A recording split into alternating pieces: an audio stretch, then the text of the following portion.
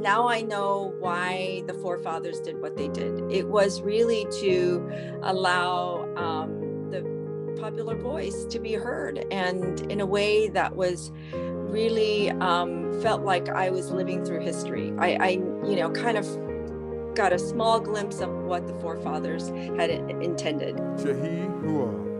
Jihiha was one of the 55 electors chosen to represent California in the Electoral College. But how does this whole process work? Well, you've probably heard of the Electoral College.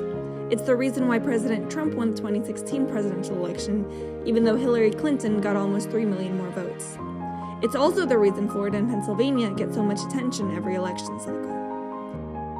Essentially, the president is elected by 538 electors.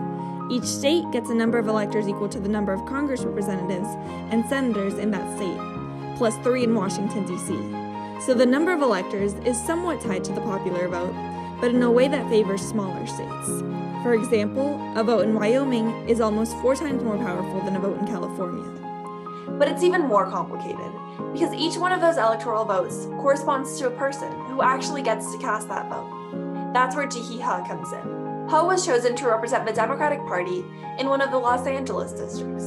But why was she chosen specifically? You're really involved in business, you've been an active donor to media sources and academia, you've been involved with nonprofits and government, you won awards, you're clearly a very successful, highly accomplished individual, but why were you chosen to be one of the 55 California electors?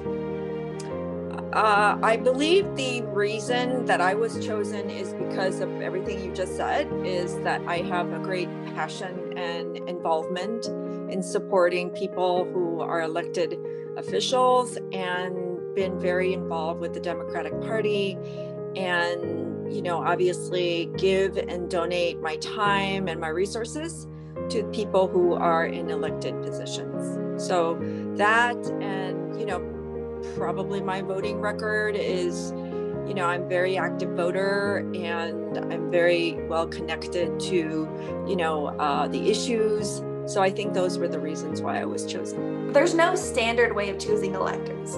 It varies completely by state and by party.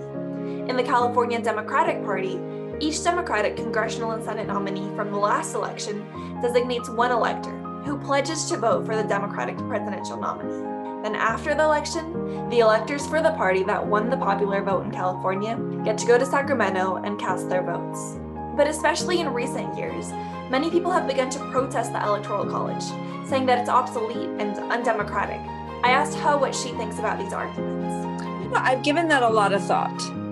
And when I was asked to be an elector, I did have a lot of deep thinking behind the Electoral College and why this was put together in 1776 by the forefathers.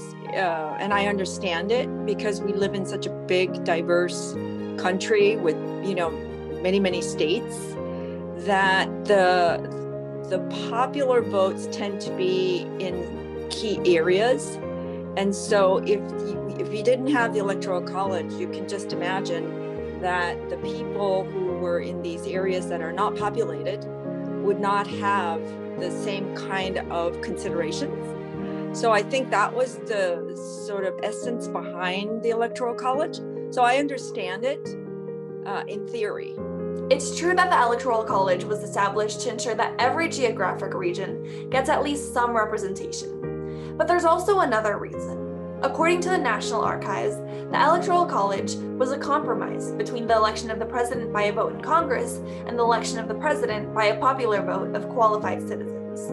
Essentially, the Founding Fathers were afraid that the popular masses might elect a president that was against their best interest. The Electoral College was put in place to protect the people from themselves.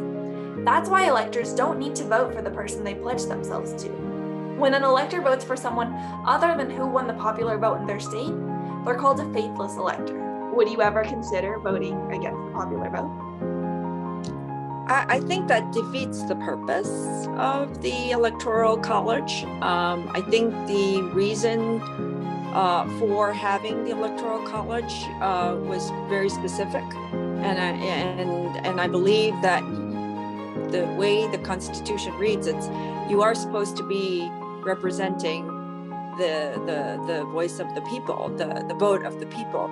This year, there were no faithless electors. This was also the first year since the Supreme Court passed a ruling saying that states could punish or illegalize voting against the candidate an elector previously pledged themselves to. In California, faithless electors can now face a $1,000 fine and up to 3 years in prison. In past elections, faithless electors have sometimes voted for candidates that didn't belong to either of the two major parties, such as in 2016, when political activist Faith Spotted Eagle was the first Native American to receive an electoral vote. But this year, before the vote, Republicans in some battleground states tried to appoint so-called alternate electors to vote for Trump. But most news sources, as well as HUH, agree that these efforts never had any grounds.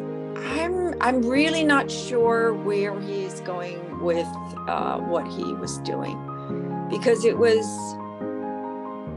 pretty obvious to all of us that, the states that he had lost were, basically gone. So for him to try to pick electors, alternate electors, to me was just a media stunt. Overall, HUH says that she had a very positive experience. And it was a beautiful day. It was a beautiful event, and it went very smoothly. I did have small trepidations about, maybe protesters being there and maybe being in harm's way. I did have those concerns, but nothing like that happened. And the day went very smoothly, and everybody was safe. We social distanced. They took a lot of precautions for our health. And, I hadn't traveled in 8 months, so it was very, very difficult for me to take the risk for me and my family, but I'm so glad I did. Veronica BP, Election 2020, Los Angeles.